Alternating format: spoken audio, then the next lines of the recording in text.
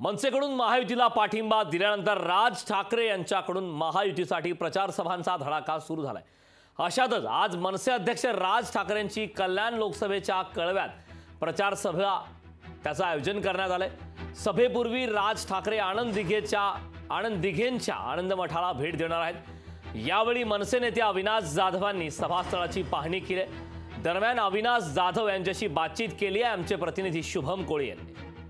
महायुतीला पाठिंबा दर्शवल्यानंतर मनसे अध्यक्ष राज ठाकरे सध्या वारंवार अनेक सभा घेत आहेत आणि अशाच प्रकारची एक सभा आज ठाणे व कल्याण लोकसभा अंतर्गत कळवा या परिसरामध्ये पार पडत आहेत। पाहिलं तर या सभेची जय्यत तयारी जी आहे ती सध्या सुरू आहे आणि स्वतः मनसे नेते अविनाश जाधव हे या सभेस्थळाची पाहणी करण्याकरिता पोहोचले आहेत। माझ्यासोबत मनसे नेते अविनाश जाधव या ठिकाणी आहेत। दादा, अनेक सभा सध्या पार पडत आहेत राज ठाकरे यांच्या माध्यमातून। अशाच प्रकारची एक सभा आज कळव्यात पार पडत आहेत, काय सांगाल एकंदरीत? मला असं वाटतं की ही युतीची साहेबांची तिसरी सभा आहे आणि युतीसाठी घेतलेली आणि मला असं वाटतं की संपूर्ण ठाणेकरांमध्ये आजच्या सभेबद्दल उत्सुकता आहे। आज सन्माननीय राजसाहेब ठाण्यात येणार आहेत आणि ज्या पद्धतीने मागच्या दोन्ही सभा अतिशय गाजल्या तशाच पद्धतीची सभा आज ठाण्यात देखील होईल आणि मला पूर्ण खात्री आहे की साहेबांची सभा झाल्याच्या नंतर त्याचा फायदा या युतीच्या दोन्ही उमेदवारांना होईल। दिघे साहेब हे साहेबांचे मित्र होते, बरोबर आहे। आजही अनेक वेळेला ज्यावेळेला आम्ही साहेबांकडे बसतो त्यावेळेला साहेब आठवणी सांगतात आनंद दिघेंच्या।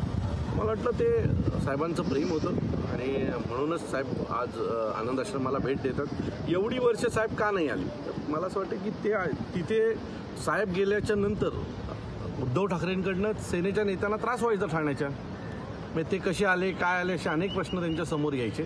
आत्ता मला वाटतं ती आता भीती कुठल्याच सेनेच्या नेत्यांमध्ये नाही आहे आणि भीती नसल्यामुळे साहेब आज तिथे भेट देतात। ही काही व्याख्या होऊ शकत नाही की तुम्ही मतदारसंघ पिंजून काढल्या म्हणून निवडून येईल।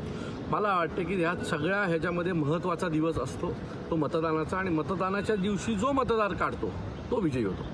निश्चित आपण पाहिलं तर मनसे अध्यक्ष राज ठाकरे यांनी पाठिंबा दर्शवल्यानंतर त्यांची आज ठाण्यातील याच कळवा परिसरामध्ये एक सभा पार पडणार आहे। तर निश्चित या सभेनंतर जे आहे ते ठाणे व कल्याण लोकसभेचं तशा प्रकारचं चित्र असेल आता हेच पाहणं महत्त्वाचं ठरणार आहे। शुभम कोळी, लोकशाही मराठी, ठाणे।